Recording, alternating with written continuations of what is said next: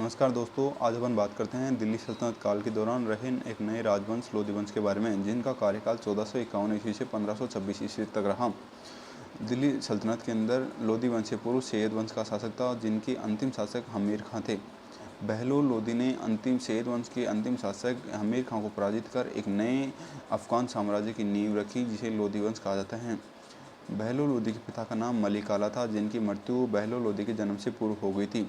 इसलिए बहलोल लोधी का लालन पालन उनके दादा मलिक बैराम खां और उनके चाचा इलम खां के द्वारा की गई थी।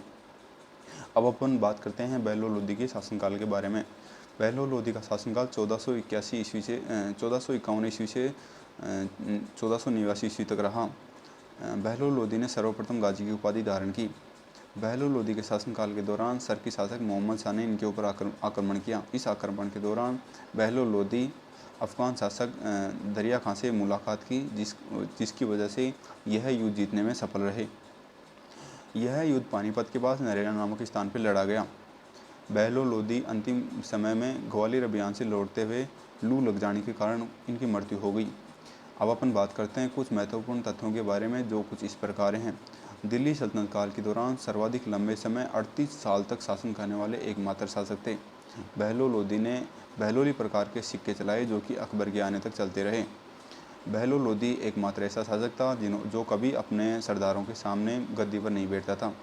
बहलोल लोधी के कुल 9 पुत्र थे, जिनमें बहलोल लोधी की मृत्यु के बाद उत्तराधिकारी संघर्ष चला, जो कि अंतिम रूप से सिकंदर लोधी शासक बना। अगले शासक सिकंदर लोधी के बारे में बात करते हैं, जिनका कार्यकाल 1489 ईस्वी से 1517 ईस्वी तक रहा। सिकंदर लोधी का मूल नाम जेबन तथा जेबूबन था। इन्होंने नियाज खां भी कहते थे। यह दिल्ली सल्तनत काल के दौरान एक सर्वश्रेष्ठ शासक था।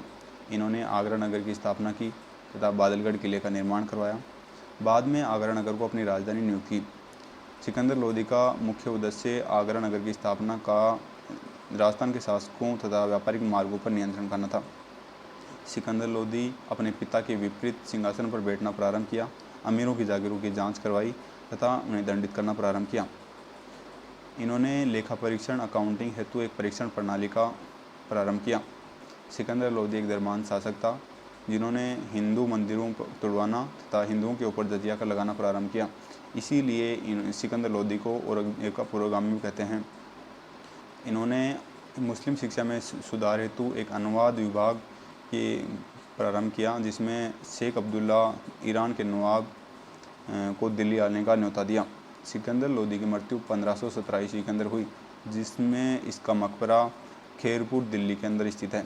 सिकंदर लोधी के कुल 2 पुत्र थे, जिनमें इब्राहिम लोधी और जलाल खां, जिसके अगला शासक इब्राहिम लोधी नियुक्त होता है। अगले शासक इब्राहिम लोधी के बारे में बात करते हैं, जिनका कार्यकाल 1517 ईस्वी से 1526 ईस्वी तक रहा। इब्राहिम लोधी सिकंदर लोधी के बड़े पुत्र थे, जिन्होंने अपने छोटे भाई जलाल खां लोधी को पराजित कर दिल्ली सल्तनत की गद्दी पर बैठे।